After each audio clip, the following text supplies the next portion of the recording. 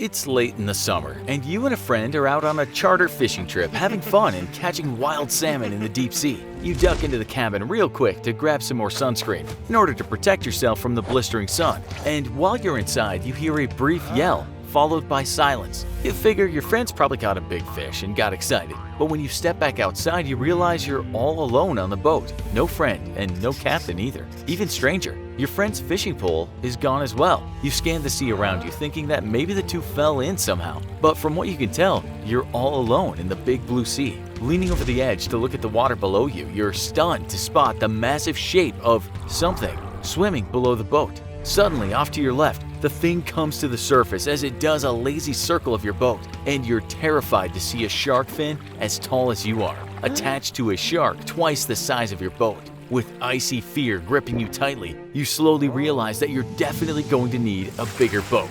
Hello and welcome to another episode of the infographic show's You Versus. Today we're pitting you, the average Joe, up against the most feared ocean predator of all time, the Megalodon shark.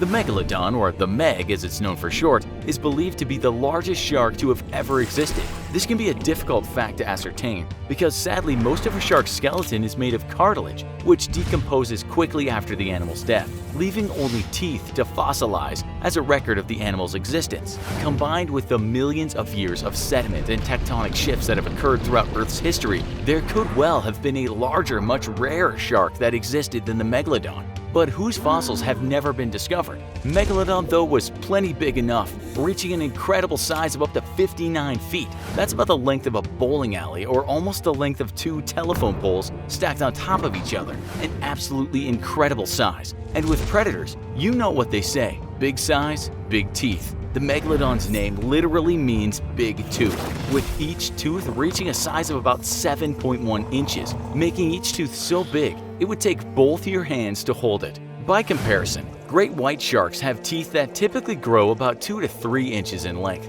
and reach a maximum size of around 20 feet. The Megalodon is thought to have varied its hunting strategy depending on the prey it consumed, though generally relied on its oversized jaws and teeth to crush bones and deliver killing blows, while modern great white sharks likes to target the soft underbelly of prey, where its teeth can slash through the flesh and cause massive bleeding. The Meg is believed to have directly targeted areas such as the heart and lungs, breaking through the protective ribcage with its bone-crushing teeth, something which a great white simply doesn't have the power to do. It was not a dumb predator though, and while chasing fast, agile prey, the Meg would often target flippers and fins, ripping them off with one massive bite, so that the prey could no longer outmaneuver the big predator. Like great whites though, the Meg is believed to have targeted its prey from below, swimming up from the depths at great speed before slamming into a prey animal like a bulldozer made out of teeth and fury. And if you thought you'd be safe given your small size and just not worth the effort, think again, as there's plenty of fossil evidence to suggest that Megalodons were very opportunistic feeders who would eat anything at all that it had a chance to. We suppose that makes sense considering the massive energy requirements of having such a large body. Now, after millions of years of extinction, the Meg is back and it's coming for you. All we can say is good luck.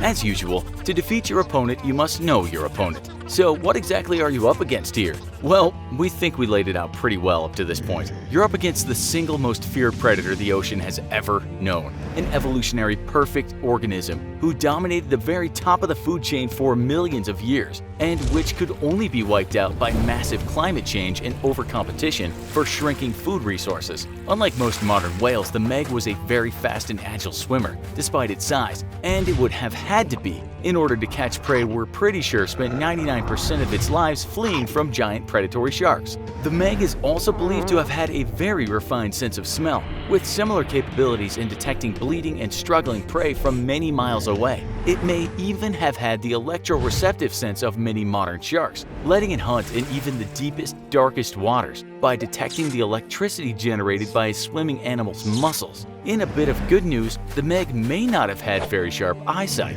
but with such overdeveloped sense of smell, it probably didn't need it. This is the part where we explain your opponent's weaknesses so that you can capitalize on them and win the fight. this time we're hard-pressed to list any exploitable vulnerabilities, other than, we don't know, it can't survive on land? So there you go. To defeat the Megalodon, simply stay on land and never ever venture out into the water again. Sadly for you, that's not how this fight's going down. So just how in the world are you going to defeat the Meg? First, you're going to need protection.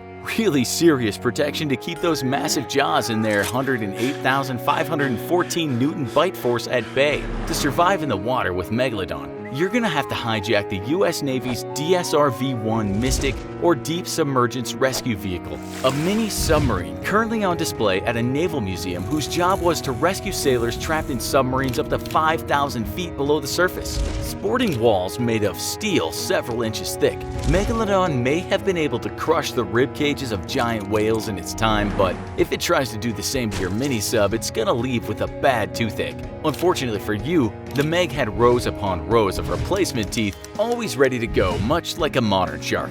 We bet many of you are thinking, okay, easy, just blow up the shark and you're done. And yes, it's true, it would be relatively easy to kill the Meg with modern explosives. Sadly, the concussive force of explosives powerful enough to actually kill a Megalodon shark will also crush the hull of your submarine, leaving you with a Pyrrhic victory at best. So while we typically believe in problem solving through superior firepower, this time we're going to tip our hat to science once again. Modern biology, to be more specific. A tiny fraction of Megalodon size, the box jellyfish, may not look very intimidating versus a giant mouthful of oversized serrated teeth. But the box jellyfish produces what may be one of the most dangerous natural venoms in the world.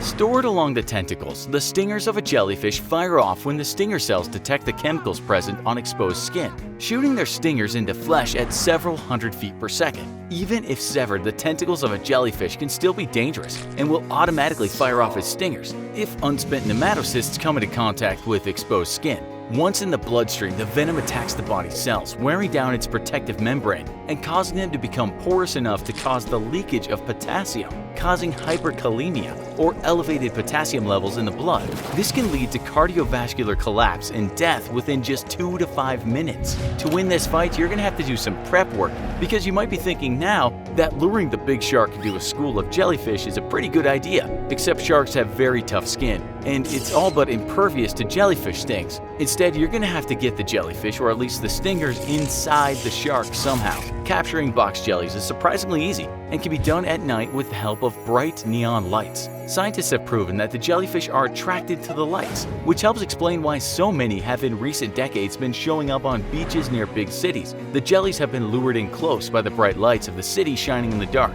So with a simple neon tube, you're going to fish for jellies with a net, and using neoprene gloves to protect your skin, start gathering tentacles, which is where the nematocysts or stingers are located. You want to be careful not to fire off the stingers prematurely, and with a shark the size of a Meg, you're going to need to round up a few pounds worth of jellyfish tentacles, which is not going to be easy at all. But like we said earlier, this time we're not giving you access to high-powered weaponry. For your own safety, you're going to have to go all natural and become an underwater Rambo of sorts. Now you have several pounds of fresh jellyfish tentacles, all loaded with deadly toxins, just waiting to be released. Your next step is to get it inside the shark. Much like a stinging Trojan horse full of death, sharks are not particularly picky eaters, and as we learned earlier, the Meg was no exception.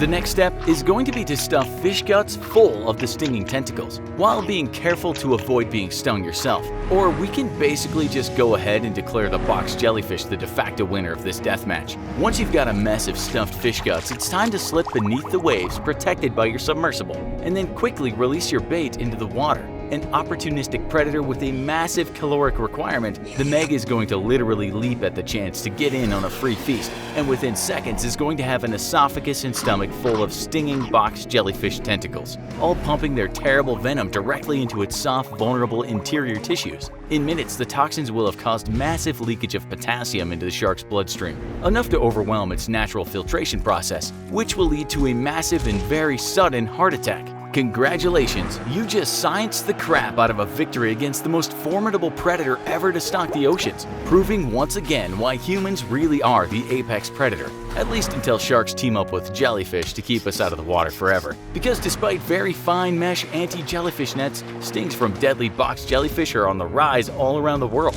So even though you won this fight, maybe it's time to do like we said near the start of this episode and just go ahead and stay out of the water forever. How would you defeat the Meg? Also, check out our other video in the You vs. series, You vs. Thanos. Thanks for watching, and see you next time.